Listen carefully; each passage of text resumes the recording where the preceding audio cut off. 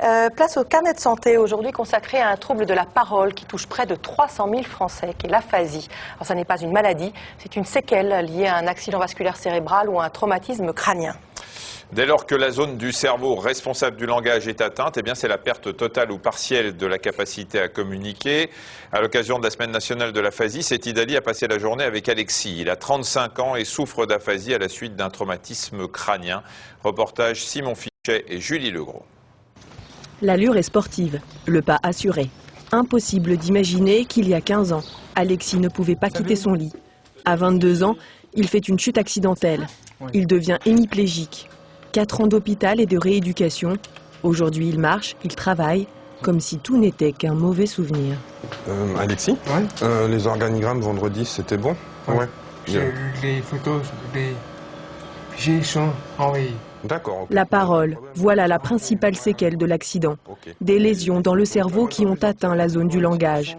À 35 ans, Alexis est aphasique. Il parle, mais il se bat pour chaque mot, pour le prononcer, l'articuler, mais d'abord pour le retrouver dans sa mémoire. Manque d'humour, ça. C'est manque d'humour, ça. Je veux pas dire que je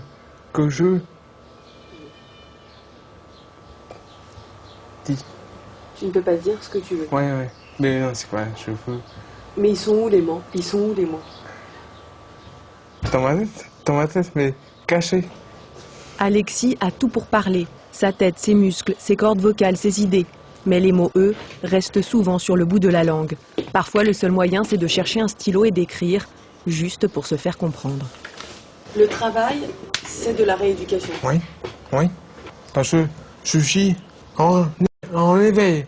Je suis toujours je suis concentré. À l'époque, l'étudiant se destinait à la médecine. L'accident n'a décidé autrement. Aujourd'hui, il est maquettiste. Il met en page des photos et des textes. Ses clients, il ne leur parle jamais au téléphone. C'est Jérôme qui s'en charge. Et voilà 8 ans que c'est comme ça. Je connais Alexis depuis qu'il est ici et on peut dire qu'il a fait énormément de progrès, notamment même au sein de l'équipe, parce qu'au début il était un peu réservé, puisque c'était... Quand on a la barrière de la parole, entre guillemets, des fois c'est un peu compliqué, mais il a su très bien s'adapter. Mais sorti du cocon, le plus dur, c'est dehors, les autres qu'il faut affronter, leur regard, leur jugement, comme celui de Vanessa, son amie d'enfance, son amoureuse des années collège. T'as remarqué qu'il faisait 28 degrés dehors? Ouais. C'est inévitable, blouson. Juste après l'accident, Alexis l'a rappelé. Ils se sont revus. Et ce jour-là, Vanessa s'en souvient très bien. J'avais peur de ne pas être à la hauteur, quoi. J'avais peur de le prendre comme un mongol. J'avais peur de ne pas réussir à faire abstraction de ses problèmes de langage et du coup d'oublier que dans sa tête tout fonctionnait normalement en fait.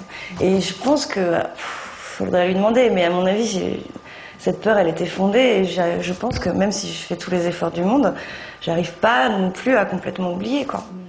Puis le rituel s'est installé. Régulièrement, il passe la voir, il parle, elle écoute patiemment.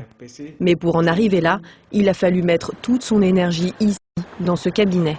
Chaque semaine, Alexis a rendez-vous avec son orthophoniste. Ensemble, ils travaillent pour parler plus vite dans un temps encore plus court. Vous êtes prêts? Oui. Perdre la partie, perdre une personne. Oui. Lancer une machine, lancer un ballon. Pour le patient, c'est pas une partie de plaisir d'avoir quelqu'un qui chronomètre, qui fait des bâtons quand vous vous trompez et qui vous dit bon ben là maintenant vous allez recommencer. C'est pas quelque chose de particulièrement rigolo, donc il faut pouvoir quantifier les progrès et savoir où on peut aller. L'objectif c'est réellement d'arriver à fluidifier les conversations, jusqu'à quel point on n'en sait rien, on sait juste qu'on peut s'entraîner et que pour l'instant quand on s'entraîne, on améliore les scores. Je peux progresser un peu, mais après je baisse, mais après je monte. Alexis sait qu'il ne pourra jamais parler comme avant. De ça, il dit ne pas faire le deuil. Pourtant, la vie continue. Il a acheté un appartement, il a même créé un site pour les aphasiques. Est-ce que vous êtes quand même content de vous? Non, non, c'est impossible, c'est impossible. Parce que c'est un problème pour parler, c'est un problème pour la mémoire de travail, c'est un problème pour, je suis hémiplégique, alors ça, si j'étais parfait, non pas parfait, mais avant mon accident, je suis content, je serais content, mais c'est impossible. Mais petit à petit, je fais des progrès. Son avenir, il le voudrait aux côtés des aphasiques, s'investir auprès des handicapés. Il prévoit d'ailleurs de partir sur les routes, accompagner ceux qui n'ont pas eu sa chance, celle de marcher pour voyager. Voilà, comme vous avez pu l'entendre, Alexis a créé un site d'information sur les aphasiques. On y trouve des témoignages, également de précieuses informations sur ce handicap méconnu. Si vous voulez voir, l'adresse sera sur le site de France 5, france5.fr. Le principe de cette semaine dédiée à l'aphasie, c'est une manière de mieux faire connaître ce handicap.